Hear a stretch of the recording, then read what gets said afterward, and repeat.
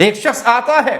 اپنے پیر کی قبر پہ کھڑے ہو کر اپنے بھائی کے لیے شفا مانگتا ہے، دعائیں دیتا ہے اور کہتا ہے میں 50 سال سے میرا بھائی تیری چوکھٹ پہ آ کے جھکتا تھا، اب وہ بیمار ہے، اب وہ بستر مرگ پہ ہے، اس کے بچوں کو سکون دو، اس کی بیوی کو سکون دو، اس کو شفا دو۔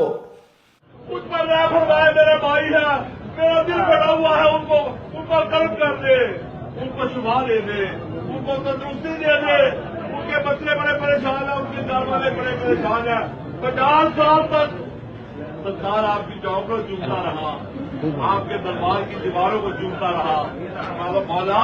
سرکار رحم فرمائے، سرکار ہماری چادر پر رحم فرمائے۔ میں آپ سے درخواست کرتا ہوں، میں آپ کے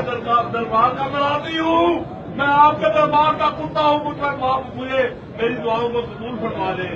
میں دل کی گہرائیوں سے وہی جادر کے لیے دعا کرتا ہوں، رحم فرمائے، رحم فرمائے، وہ ہوش میں آ جائے، اس کے بیٹوں کو تسلی ہو جائے، اس کی گھر والی کو تسلی ہو جائے، اس کی بیٹیاں پریشان حال ہسپتال کبھی اوپر کبھی نیچے کاغذوں کی طرح پھر رہی ہے کہ ہمارا والد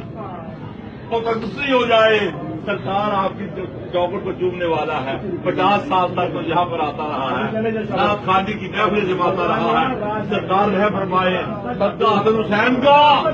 حق کا دوڑا رضی اللہ تعالیٰ عنہ رحم فرمائے۔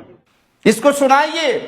اور ان سے پہلے ان مولویوں کو سنائیے جنہوں نے ان لوگوں کو گمراہ کر کے مردوں کی عبادت کی طرف موڑ دیا ہے کہ رسول اللہ صلی اللہ علیہ وسلم فرما رہے من مات وهو يدعو من دون اللہ ندا دخل النار۔ جو اس عقیدے پہ مرے، جو اس انداز پہ مرے، جو اس کام کرتے ہوئے اس کی زندگی ختم ہو، اس کی سوچ، اس کی فکر، اس کا عقیدہ، اس کی زندگی یہ بول بول کر سناتی ہو کہ اسے پریشانی آئے تو یہ اللہ کو چھوڑ کر مردوں کی ڈھیریوں پہ گرنے والا تھا،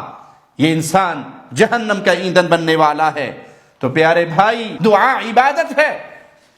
دعا عبادت ہے کہ وہ حق ہے صرف ایک اللہ کا۔ جب بھی پکارا جائے گا ایک اللہ کو، اپنی درخواستیں رکھی جائیں گی تو ایک اللہ کے سامنے۔